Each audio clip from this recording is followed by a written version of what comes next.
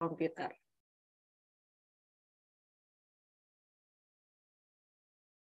Oke, selamat malam Bapak Ibu Saudara sekalian. Shalom. Senang kita bisa ketemu kembali di rumah Sarah.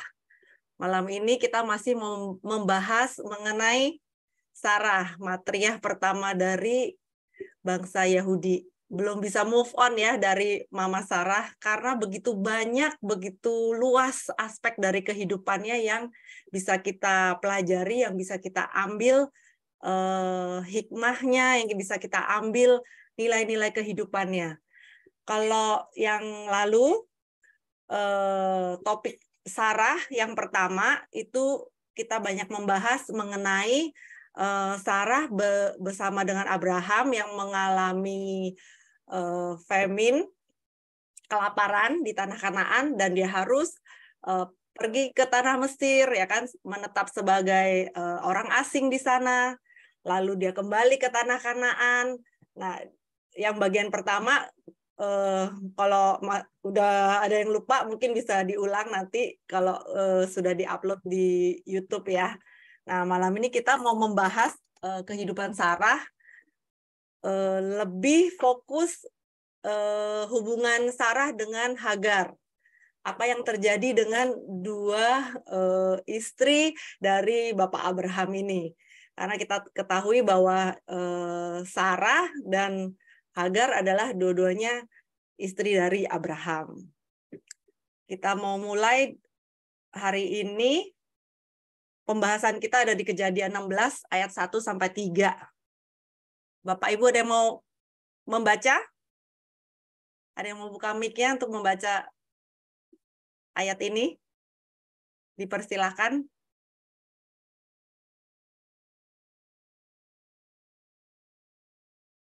Kejadian 16 ayat 1 sampai 3. Ibu Rina mau membaca, Bu? Baik, siap, Mana. Ayo, silakan. Ya. Kejadian 16 ayat 1. Ya. Adapun Sarai, istri Abram itu tidak beranak, ia mempunyai seorang hamba perempuan orang Mesir, Hagar namanya. Berkatalah Sarai kepada Abram, "Engkau tahu, Tuhan tidak memberi aku melahirkan anak. Karena itu, baiklah hampiri hambaku itu. Mungkin oleh dialah aku dapat memperoleh seorang anak." Dan Abram mendengarkan perkataan Sarai. Jadi Sarai, istri Abram itu mengambil Hagar hambanya orang Mesir itu, yakni ketika Abram telah 10 tahun tinggal di tanah Kanaan. Sarai lalu memberikannya kepada Abram, suaminya, untuk menjadi istrinya. Oke, ya di Kejadian 16 ayat 1 ini dimulai, dibuka dengan memberi gambaran bahwa Sarai yang sudah tua, yang sudah berusia senior gitu dan belum mempunyai anak. Jadi waktu mereka keluar dari tanah Mesir kan ada Hagar yang ikut, putri Firaun yang ikut bersama dengan mereka. Nah, Sarah itu memiliki inisiatif dan dia mengerti kalau Abraham harus punya keturunan, gitu kan. Kalau nungguin saya kapan nih, gitu. Nungguin saya bisa-bisa ini sekarang aja sudah istilahnya sudah terlalu tua, dan pernah dikatakan oleh Midras bahwa ada penjelasan bahwa Sarah itu tidak memiliki rahim, ya kan? Itu satu dari sekian kasus, dari sekian puluh ribu atau ratus ribu itu ada demikian. Jadi dia berinisiatif, udah deh saya akan memberi hambaku Hagar buat suamiku. Kalau di sini yang di ayat kedua dikatakan Sarah itu memberi ke Abraham. Jadi sebenarnya mungkin Abraham juga sudah, Sarah itu sudah ini ya, menyampaikan idenya gitu kan ke suaminya, ke Abraham. Saya kan udah tua, saya nggak bisa punya anak. Gimana kalau itu ya kamu nikahin Hagar aja deh gitu, biar nanti Hagar punya anak, ya kan, Hagar masih muda, bisa punya anak, nanti anaknya ya kita besarkan dengan pendidikan Torah, kita ajarkan bagaimana mengenal Tuhan yang satu, monoteisme. Jadi itu adalah angan-angan dari Sarah ya. Saya akan pakai nama Sarah aja, walaupun di sini di Kejadian 16 ini namanya masih nama yang kedua itu yang Sarai. Nah, Abraham mungkin tidak mau menerima langsung ide dari Sarah gitu kan. Apa-apaan sih gitu kan. Hasyam Tuhan udah janjikan kalau saya tuh nanti akan memiliki keturunan gitu kan. Tapi mungkin didesak, dibujuk, dirayu terus ya, terus dianterin Hagar ya sama Sarah gitu kan ke Abraham. Ayo ini jadiin istrimu aja, jadiin istrimu aja. Akhirnya Abraham mendengar perkataan Sarah dan Hagar menjadi istri dari Abraham.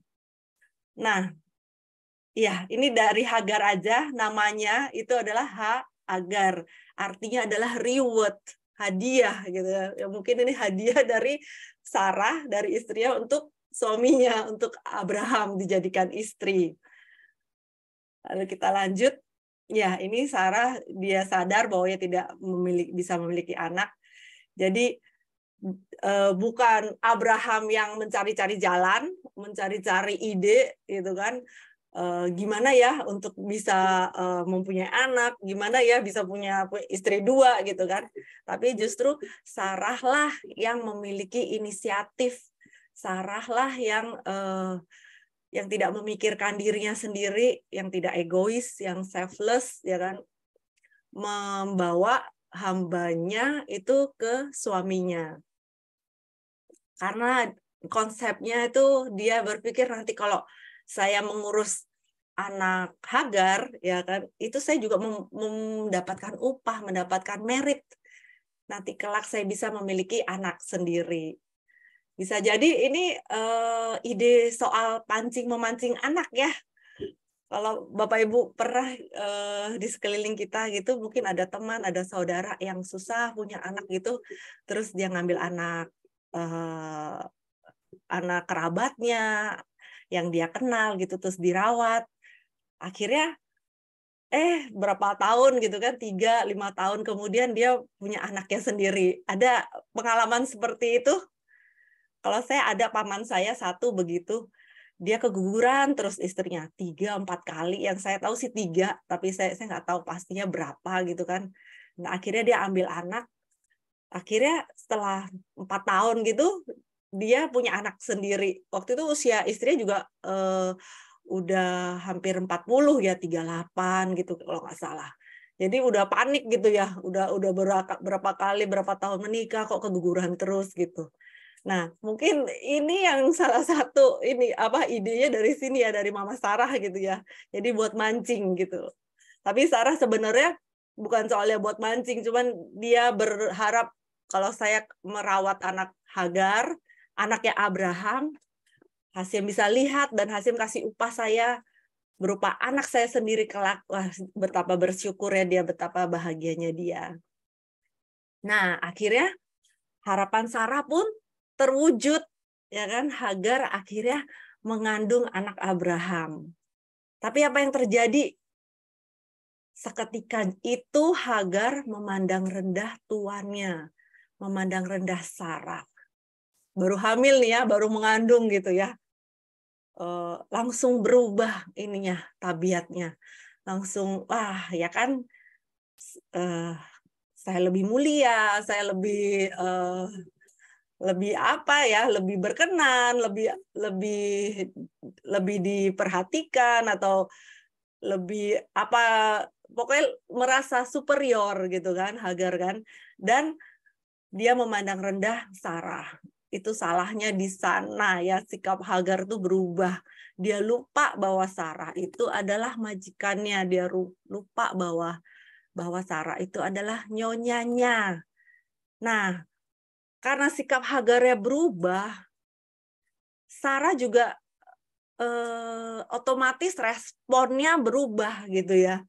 Yang tadi ya misalnya dipanggil suruh ngapain, ya kan, siapin makanan gitu kan, dia bisa melawan, bisa Hagar kan, bisa menolak, bisa ya mengabaikan permintaan Sarah gitu kan.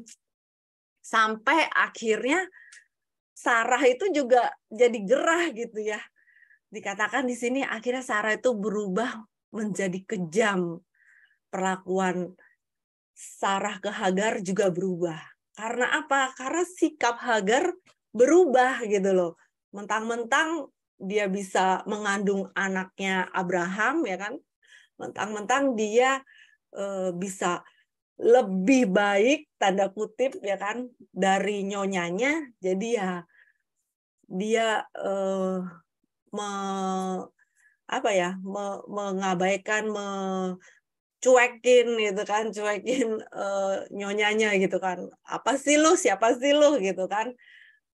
Ini lo gua lo tuh, gua bisa bikin bisa membangkitkan keturunan bagi tuannya Abraham gitu kan. Nah, itulah kekurangannya Hagar. Sampai akhirnya Sarah itu menindas. Sarah menindas Hagar. Sampai akhirnya Sarah itu juga nggak tahan ya. Nggak tahan dengan sikapnya Hagar. Gimana coba kan kita yang bawa dia. Kalau misalnya Hagar mau keluar dari Mesir, tapi Sarah, Abraham tidak setuju kan, nggak bakal dibawa juga gitu ya. Pasti nggak deh gitu kan. Tapi mereka membawa Hagar beserta dengan mereka, lalu malah sama Sarah itu diangkat derajatnya gitu kan, hampir sederajat dengan dia, menjadi istri Abraham, menjadi istri tuannya gitu. Tapi ngelunjak gitu ya kalau orang Jawa bilang. Nah, jadi sampai akhirnya Sarah pun datang ke Abraham ya kan, mengeluh kan, pelayanku ini nggak menghormati aku, sudah menghina ya, mungkin bukan verbally, tapi dengan sikap, dengan perbuatan, dengan tingkah lakunya gitu loh, yang mentang-mentang gitu, bisa mentang-mentang kalau dia itu bisa hamil, bisa mengandung. Nah, berikutnya di Kejadian 16 ayat 5 dan 6. Ini Sarah komplain ke Abraham. Bapak Ibu ada yang mau baca ini 2 ayat ini? Bapak Ibu, ayo silakan. Satu orang.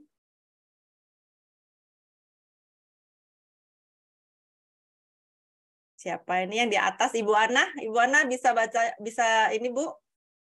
Baik, Silakan. saya wakilkan Mora. Oh, Pak Ervan ya, silakan. Saya bacanya soalnya di situ Ana. Iya. Kejadian 16 ayat 5 saja ya, Mora.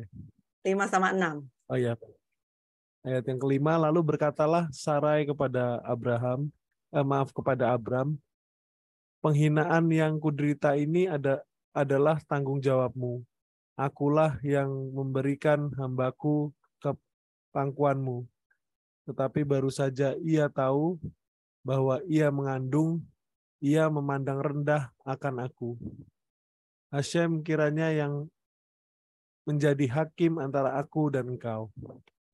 Kata Abram kepada Sarai, hambamu itu di bawah kekuasaanmu.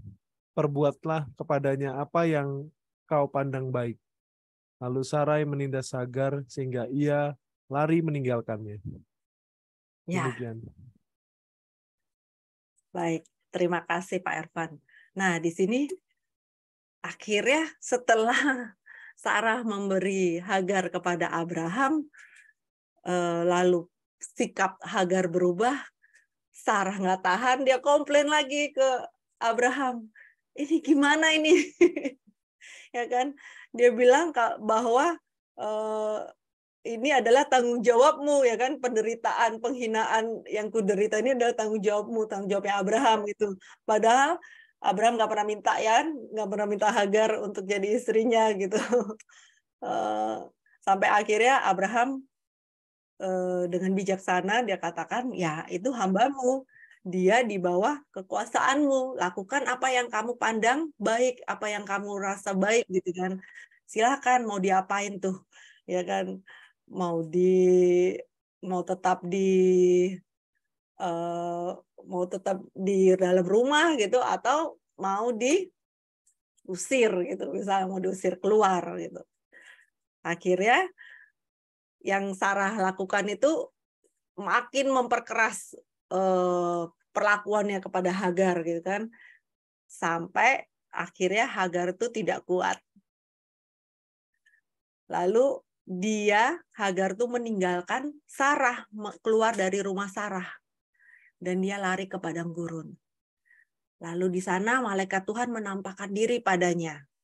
Malaikat Tuhan tuh membawa pesan, kembali kepada tuanmu Sarah, ya kan, pulang lagi ke rumahnya tuanmu Sarah, bersikap hormat ya, dinasihati oleh malaikat Tuhan. Perlakukan Sarah sebagai tuanmu, maka Tuhan akan memberi upah pada anakmu. Tuhan akan mendengar suara anakmu. Ismael. Isma sama akar katanya dengan Shema, mendengar. El itu adalah refer to Tuhan, Hashem. Lalu orang bijak itu, lalu akhirnya Sarah itu mendengarkan apa kata malaikat itu. Nah, di kejadian yang ini, orang bijak itu menjelaskan bahwa kenapa Hagar itu nggak mati waktu ketemu malaikat ya. Kebanyakan orang itu kalau ketemu malaikat itu takut mati gitu kan, ada yang binasa gitu. Apa yang terjadi dengan Hagar? Nah, orang bijak menjelaskan bahwa Hagar itu karena dia tinggal bersama dengan Sarah, karena dia juga diajari oleh Sarah memiliki kebiasaan ya kan, mengikuti tuannya kan, nyonyanya Sarah gitu kan, sampai akhirnya tuh dia terbiasa dengan namanya hadirat Tuhan ya kan, karena di tenda Sarah kalau masih ingat pelajaran yang pertama itu kan salah satu 3 miracle yang terjadi ya kan, ada Shekinah Tuhan yang hovering, yang menetap di atas tendanya Sarah. Nah, jadi Hagar tuh sudah terbiasa dengan hal-hal begini, dengan kehadiran Tuhan, dengan utusan Tuhan, dengan malaikat. Jadi orang bijak itu juga memberi pujian bahwa Hagar itu sebenarnya saleh,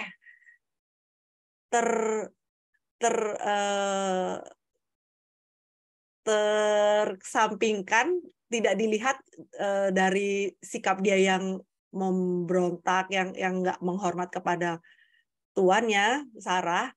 Dia sebenarnya saleh karena dia mengikuti semua pengajaran Sarah, dia mengikuti apa yang sudah dilakukan oleh Sarah ya kan, bagaimana menjamu orang, bagaimana mengajarkan Taurat kepada orang-orang yang lewat. Nah, itulah yang membentuk dia, membuat Hagar itu juga ikut menjadi saleh, ikut memiliki sedikit sebagian porsi kesalehan dari Sarah ini. Jadi setelah malaikat Tuhan katakan demikian, nanti Tuhan akan memberi upah pada anakmu, Tuhan akan mendengar suara anakmu, Ismael. Makanya akhirnya Hagar memutuskan untuk kembali lagi kepada Sarah. Nah, kita tahu kalau anak Hagar itu akhirnya kan dinamakan Ismael. Ismael itu anak yang ada pengertian lain, bahwa anak dari Hagar ini adalah anak yang garang, liar, buas, dan dia dihormati di antara kaumnya. Dia the first born dari kaumnya. Kalau bangsa-bangsa Arab yang saat ini, di antara mereka sebenarnya ada yang masih keturunan dari Ismael. Kalau yang soal yang garis-garis keturunan yang itu, saya kurang tahu negara apa saat ini kan. Bisa jadi itu Saudi Arabia ya kan, yang saat ini yang kaya raya, yang berlimpah dengan minyak ya kan, yang gak pernah habis-habisnya, yang para raja, para keturunan anak pangeran, anak bangsawannya itu semuanya itu kan mau ngambil emas, mau punya mobil emas saja itu dengan gampang, tinggal pesan gitu kan. itu ya di Saudi Arabia saat ini kan, mobil-mobil sport, mobil mewah yang belerotan di jalan gitu kan, yang sampai nggak terpakai, yang sampai usang itu ada di sana ya kan. Mereka tuh berlimpah sekali karena mereka itu ya mendapatkan porsi, mendapatkan janji dari Tuhan karena mereka keturunan dari Abraham juga gitu, dari Hagar. Nah, berikutnya lalu Hagar tuh kembali kepada Sarah dan dia melahirkan Ismail. Pasti senang ya semua menyambut kelahiran Ismail. Nah, setelah Hagar kembali pasti dia bertobat dia dari sikapnya yang tadinya nggak hormat, yang tadinya cuek, nyeleneh gitu sama nyonyanya ya. Makanya Sarah bisa keep dia, bisa menjaga dia, menampung dia di rumahnya sampai Ismail besar. Sampai Ismail 13 tahun. Nah, Sarah itu hamil. Berarti Sarah hamilnya waktu Ismail 12 tahun. Waktu Ismail 13 tahun, Sarah melahirkan anaknya sendiri, yaitu Yitzhak. Yitzhak yang artinya ia tertawa. Nah, inilah dimulainya babak baru. Ismail sebagai anak yang besar, sebagai anak yang dari keturunan Hagar, dijelaskan bahwa dia itu mewarisi sifat liar dari garis keturunan ibunya, Mesir. Jadi mau nggak mau, ya itu nurun, itu ikut muncul di ininya sifatnya, muncul di kelakuannya si Ismail. Dengan bagaimana? Nah, dia itu suka bully ya, suka ngejek, suka ngolok-ngolok si Yitzhak gitu kan, suka nyerempet-nyerempet mainnya gitu, suka bahaya. Sampai suatu kali itu bukan hanya verbally Ismail, ini kan beranjak dewasa ya, Ismail tambah besar, Yitzhak juga tambah besar gitu, udah mulai bisa berjalan, udah mulai misalnya 5 tahun, Ismail 18 tahun. Nah, disitulah Ismail tuh selalu ngejek-ngejek kepada Yitzhak dan dia berkoar-koar kalau dia itu akan mewarisi blessing-nya, akan mewarisi berkatnya Abraham. Dan ada satu ketika itu diceritakan di sini oleh para orang bijak, kalau Ismail itu sampai main panah-panahan karena dia sudah dewasa kan, bedanya jauh banget 13 tahun. Dan dia seperti kayak mau manah Yitzhak gitu, tapi meleset gitu. Nah, disitulah makanya Sarah bilang, wah udah nih, enough is enough ya, sudah cukup gitu loh. Selama ini kita sudah rawat dia, sudah ngajarin dia dengan dasar ajaran Taurat, tapi nggak bisa yang namanya keliaran, kegarangan dia itu yang dia warisi dari keturunan Mesir yang dia bawa, itu nggak bisa. Tetap muncul ke permukaan. Dan itu kan olokan, bully, dan perlakuan yang bahaya dari Ismail ke Yitzhak itu menghabiskan waktu ya buat Sarah gitu kan untuk menengahi, untuk make sure, memastikan kalau anaknya Yitzhak itu aman ya kan, nggak bahaya gitu. Sedangkan yang satu sukanya nyerempet-nyerempet gitu kan, capek gitu kan. Jadi Sarah bilang, aduh ini Ismail ini benar-benar bad influence, membawa dampak yang buruk bagi Yitzhak, dan itu membahayakan baik spiritual maupun secara fisik, secara jasmani, membahayakan anaknya Yitzhak. Jadi seorang ibu ya kalau melihat yang begitu setiap hari pasti membela anaknya ya kan, anaknya udah susah-susah dapetnya ya kan. Sarah itu melahirkan umur 99 tahun ya kan, dari penantian yang begitu panjang gitu kan, dan ini adalah anak yang Tuhan janjikan gitu kan. Jadi sangat-sangat berharga. Yitzhak itu sangat-sangat berharga buat Sarah, buat Abraham. Nah, sekali lagi Sarah itu memohon kepada Abraham untuk mengirim Hagar beserta Ismail keluar dari rumah mereka, keluar dari Kanaan, dari tanah Kanaan. Jadi di sini Sarah itu mengerti kalau seluruh isi rumah itu harusnya mencerminkan warisan spiritual yang sudah diajarkan oleh Abraham. Harusnya tuh nggak ada yang suka bullying, nggak ada yang suka mojokin, ya kan, ngejek adiknya, ya kan, bukan yang menjaga tapi malah membahayakan gitu. Wah, ini kok beda gitu ya. Ini kok nggak mencerminkan secara spiritual tuh, kok nggak mencerminkan seperti yang diajarkan oleh Abraham, yang udah diajarkan oleh Sarah gitu kan. Lalu bagaimana? Apa yang terjadi ketika Abraham mendengarnya? Mendengar permohonan dari Sarah. Apakah dia itu dengan ringannya memutuskan, ya udah deh, suruh mereka keluar deh, atau gimana? Ya kan? Kalau kita lihat, sebenarnya Abraham itu adalah orang yang penuh kasih. Siapa aja dikasihi, ya kan? Orang yang lewat, ya kan, dipanggil-panggil. Demikian juga dengan Hagar, dia itu mengasihi Hagar, apalagi udah punya anak dari dia kan. Itu sangat berat buat Abraham. Itu sangat dilema gitu ya. Tapi Sarah selalu menekankan kalau Ishak itu tidak akan membagikan berkatnya dengan Ismail. Jadi Ishak itu adalah ya anak sulung Abraham, yang anak perjanjian gitu, yang Tuhan janjikan. Kalau Ismail itu memang punya berkatnya sendiri gitu kan, tapi di luar dari berkat yang dijanjikan oleh Tuhan kepada Abraham. Jadi Sarah itu mau memberi batas bahwa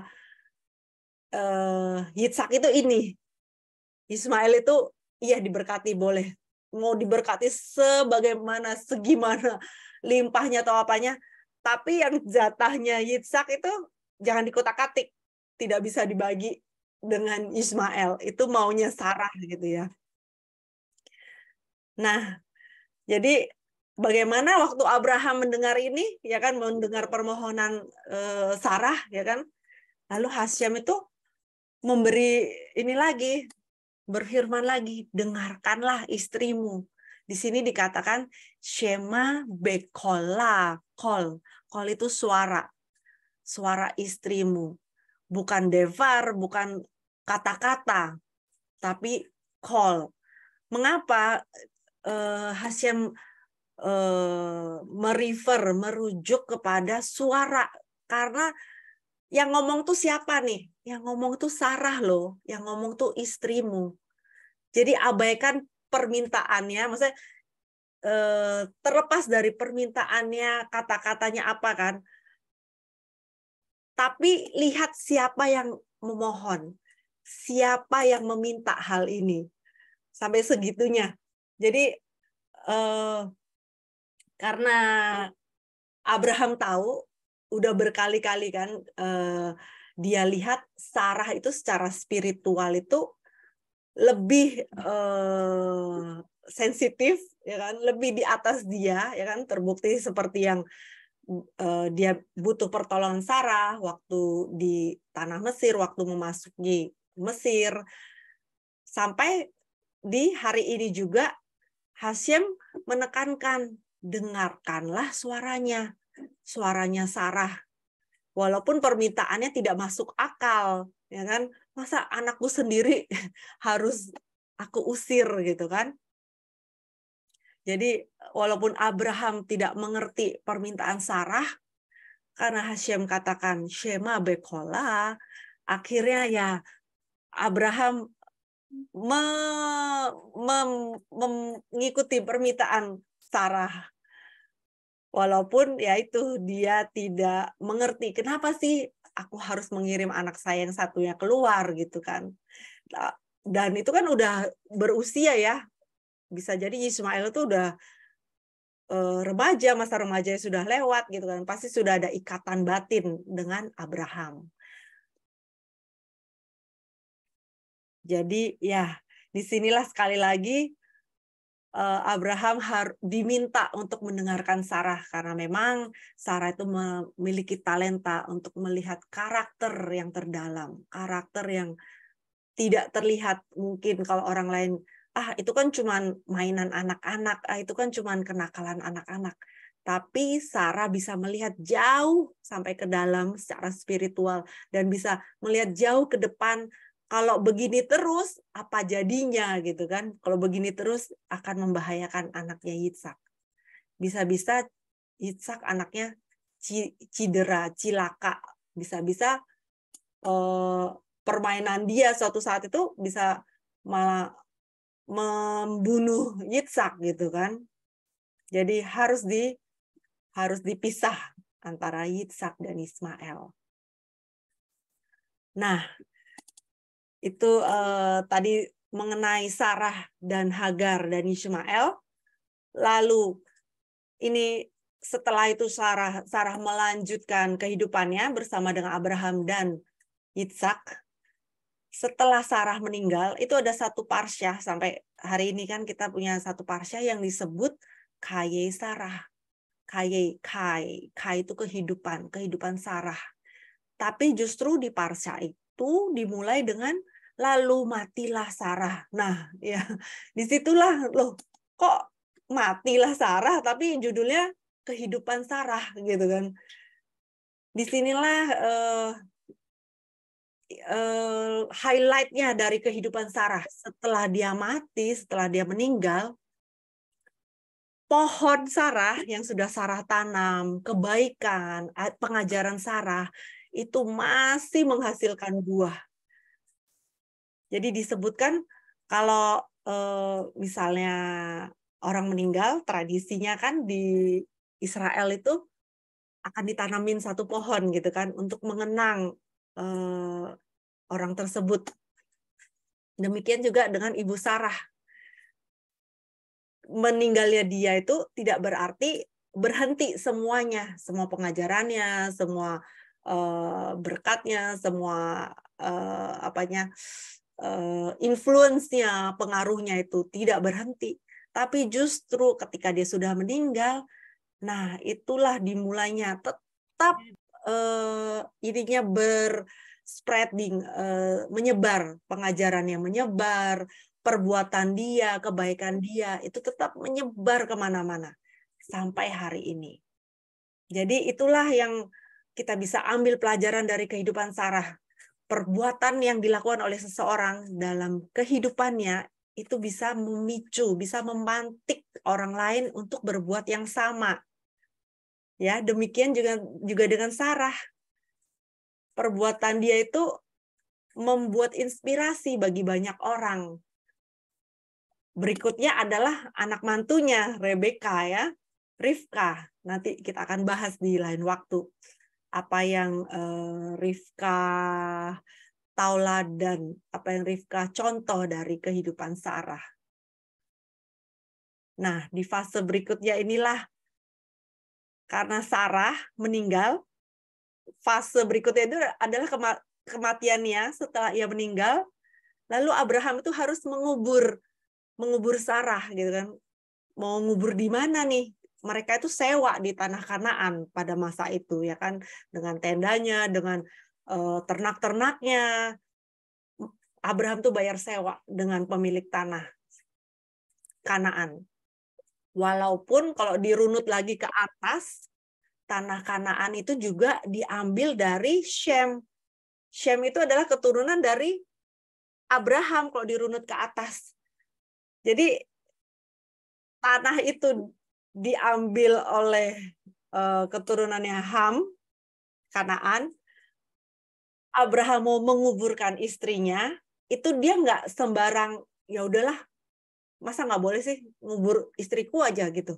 Enggak. Dia tidak aji mumpung dan dia tidak mengiba-iba. Karena Abraham itu sangat diberkati. Bisa dikatakan kalau dia itu raja, orang-orang menjuluki dia itu raja di sana. Dan Abraham itu menebus gua Makpela di Hebron. Ini saya pernah buat ininya mengenai penebusan gua Makpela, ada di Facebook Eshaim. Nah, itu ada detailnya di sana. Dan Abraham bayarnya itu kalau mau dihitung satu petaknya itu, saya lupa nama ininya, mereka ada sebutannya tuh 1 meter persegi atau 1 kubik atau apa itu sama dengan seharga 1 kehidupan manusia, 1 orang. Jadi waktu itu kalau saya nggak salah ingat tuh 400 sikal ya, perak yang Abraham bayar ke Kanaan. Nah, berarti itu ada 400 jiwa yang Abraham bayar. 1 petak 1 orang, 1 petak 1 jiwa. Ada 400. Ada berapa 400 yang masuk ke tanah perjanjian? Terhitung ada 400 jiwa. Ada 400 keluarga yang dihitung ya. Nah, sampai sebegitu detailnya. Jadi nggak ada yang kenapa harus 400? Kenapa harus ini? Karena ke depannya itu sudah Abraham bayar. Tanah perjanjian itu sudah Abraham bayar. Buat setiap jiwa yang nanti keturunan dia yang di bawahnya itu masuk ke tanah perjanjian itu, dia sudah tebus. Ketika Sarah meninggal, ketika Sarah harus dikuburkan. Nah, jadi dengan kematian Sarah itu mengawali kepemilikan tanah perjanjian. Luar biasa ya Ibu Sarah ini ya. Jadi istilahnya kalau Sarah nggak meninggal, Abraham nggak menebus, nggak membeli gua Makpela itu. Dan ya nggak ada tanah yang sudah Abraham patoki, istilahnya ini punya aku gitu ya, nggak ada, karena nggak ada alasan untuk membeli tanah gitu. Tapi karena istrinya meninggal, Sarah meninggal, jadi dia mau membeli dengan sah. Kalau dikuburkan begitu aja kan nanti kapan aja orang bisa menggali lagi ya, bisa mindahin, bisa apa kan? Namanya juga bukan tanah kamu ya kan, tapi Abraham membeli sah, ini punya saya kubur istri saya di sini. Itulah cikal bakal dari kematian Sarah itu jadi cikal bakal kepemilikan tanah perjanjian, tanah Israel saat ini. Nah, jadi nggak heran kalau bangsa Israel, Yahudi itu memandang Sarah itu sebagai ibu mereka yang pertama, matriarh pertama mereka. Karena kontribusi Sarah itu sangat luar biasa. Sampai akhir hayatnya pun dia itu memberi kontribusi yang paling penting dalam sejarah bangsa Israel, dalam sejarah keberadaan suatu bangsa, yaitu bangsa Israel. Makpela sendiri itu berarti double, 2 kali lipat. Nah, kita nggak bahas lebih lanjut mengenai Makpelanya. Di sini para para sadik itu menjelaskan kalau kehidupan spiritual kita lah yang menempati tubuh fisik. Kalau masih ingat beberapa pengajaran ya. Jadi yang diutamakan itu bukan ini yang kelihatan ini, daging, muka, ini tubuh ini, bukan gitu loh. Tapi justru kehidupan spiritual kita lah yang menempati tubuh kita. Lalu kehidupan spiritual itu ngapain aja? Contohnya berbuat baik, menyebarkan kasih, memberi charity, memberi pertolongan, mengajarkan tentang yang benar. Itulah kehidupan spiritual. Itulah kehidupan yang sesungguhnya. Jadi kehidupan spiritual itu yang menempati casing ya, casing kita nih. tubuh fisik kita, lalu dengan tubuh fisik kita itulah baru kehidupan spiritual kita itu bisa melakukan hal-hal tadi itu yang kita kenal sebagai mitzvah, ya kan?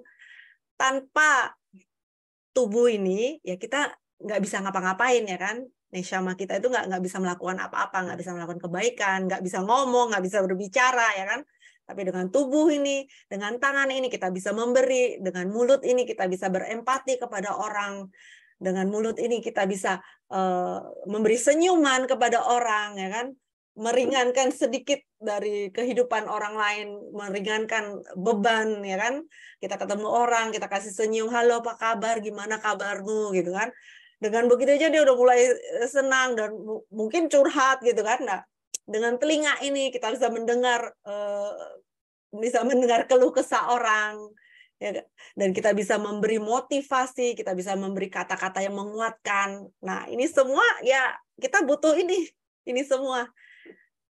Tapi bukan tubuh fisik ini yang memberi kehidupan yang sesungguhnya. Ya, bisa kebayang ya Bapak Ibu ya, bisa divisualisasikan kan? Kehidupan spiritual kita lah yang menempati tubuh fisik kita. Jadi sebenarnya nih keterbatasan tubuh fisik, ya kan, itu tidak akan menghentikan dimensi spiritual kita.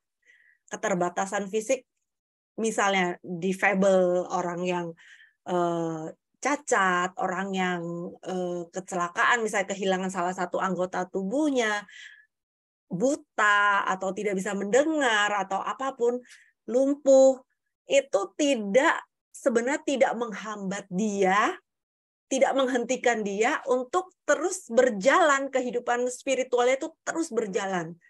Ya kan? Ada orang dengan keterbatasannya, dia bisa bisa berbuat baik, bisa bermanfaat bagi orang lain. Ada satu rabi Kabat di US, tapi saya lupa state apa, negara bagian apa. Dia itu kena sakit, penyakit yang sangat-sangat jarang, sangat langka, sampai akhirnya membuat dia lumpuh, nggak bisa ngapa-ngapain. Dan dokter itu juga sudah mengultimatum, ya udah keadaannya begini aja, di kasur aja, di ranjang aja, tiduran aja. Dokter sih prediksi tidak lama gitu loh. Tapi terakhir yang saya baca artikel dia sudah begitu selama lebih dari 5 tahun, 7 tahun gitu. Dan dia masih produktif. Apa yang dia lakukan? Dia masih bisa menulis artikel. Gimana caranya? Semua nggak ada yang bisa bergerak. Ininya semua nggak bisa bergerak. Yang cuma bisa bergerak adalah bola matanya.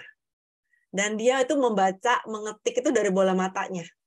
Luar biasa. Sekarang teknologi itu ada yang sampai seperti itu, dan dia berbincang, berkomunikasi dengan keluarganya, dengan istrinya itu dengan bola matanya.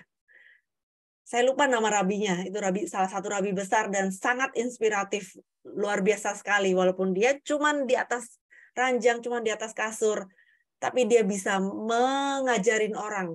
Dia bisa bikin blog, dia punya website sendiri kalau nggak salah. Dan di situ dia ngumpulin banyak orang. Dia ngajak orang untuk memakai talit, ya, karena dia adalah seorang Yahudi, dan misi dia mengembalikan orang-orang Yahudi yang sudah melepas tradisinya. Untuk laki-laki ya kan harus pakai kippah, pakai talit gitu kan. Di blogger itulah dia mengajak mereka untuk kembali memakai talit, untuk memakai kippah. Dan itu sampai dia buat satu event 1000 talit buat rabi ini. Dan banyak yang berpartisipasi, mereka memasang talit untuk berdoa, dan mereka foto posting di blog itu. Dan luar biasa, itu melebihi dari 1000, kalau nggak salah hampir 2 kali lipat ya, 2000 orang yang belum pernah memakai talit, dan mereka kembali memakai talit itu sebagai mitzvah mereka sebagai seorang Yahudi. Nah, itu adalah contoh dari seorang rabi yang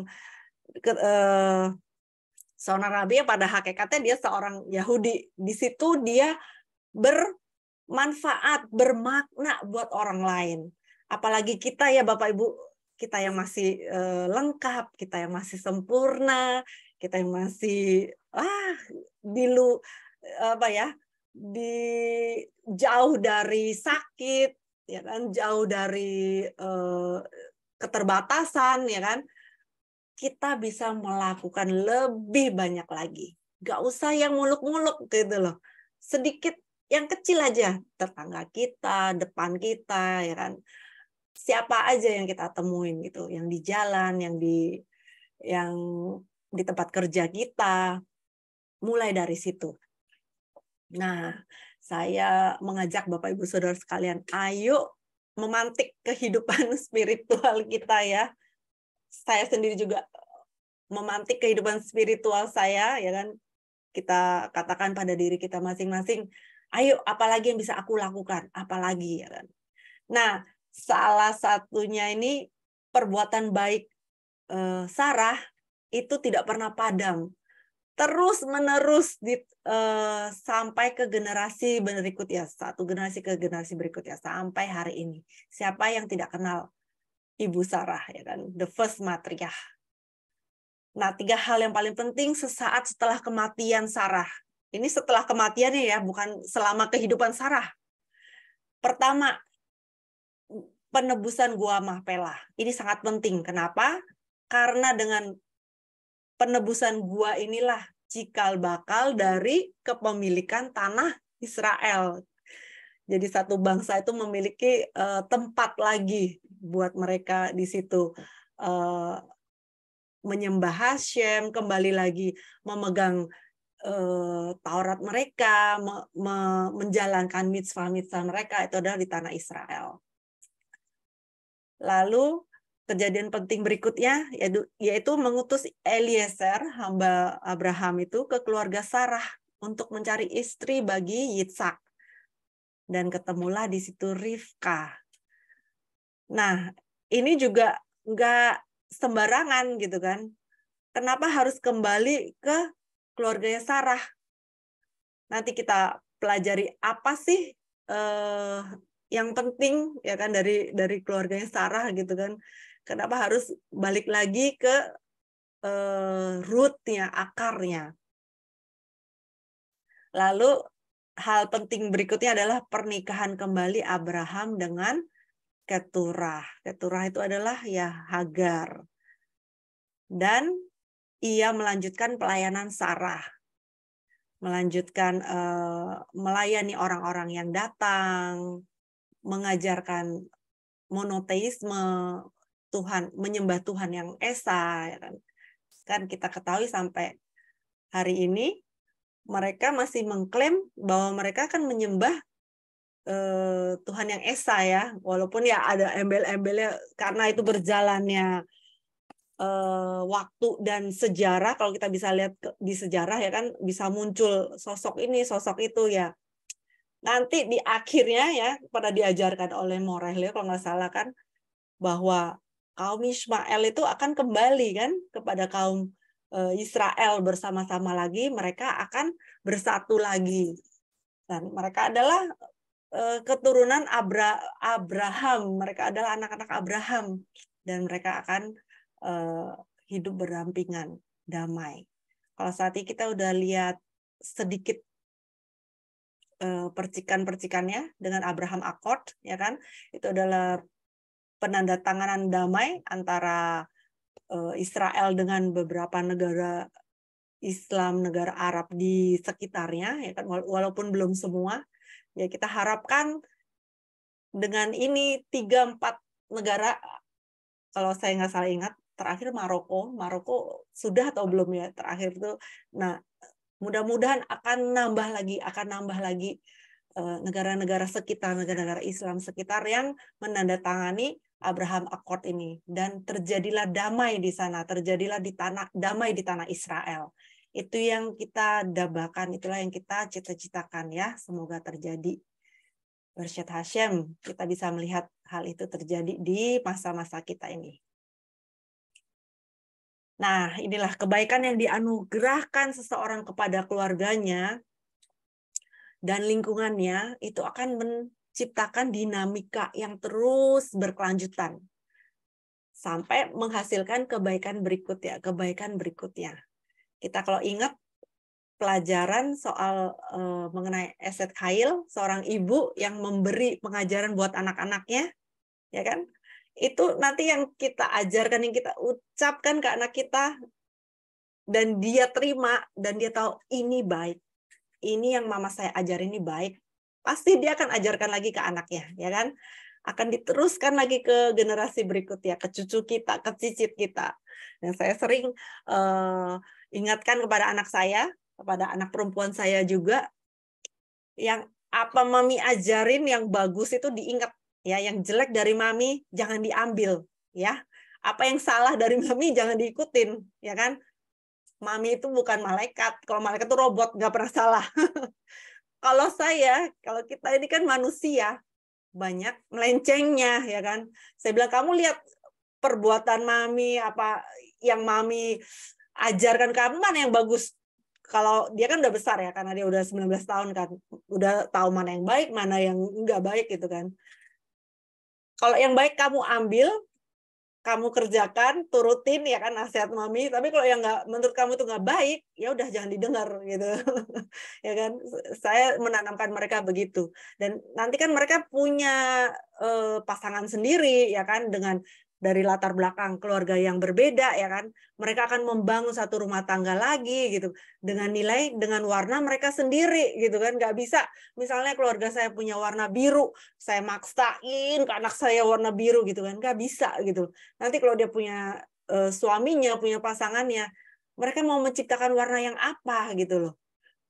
Dan semua warna itu yang kita katakan di sini, misalnya bukan warna yang melenceng dari Taurat ya, pasti masih base berdasarkan Taurat gitu kan. Kalau masih ingat pengajaran yang dari Bali, siapa ya waktu itu ya? Morah, siapa tuh? Kalau ada yang masih ingat, setiap kita itu, soul kita, setiap bangsa itu punya warna. Ya kan?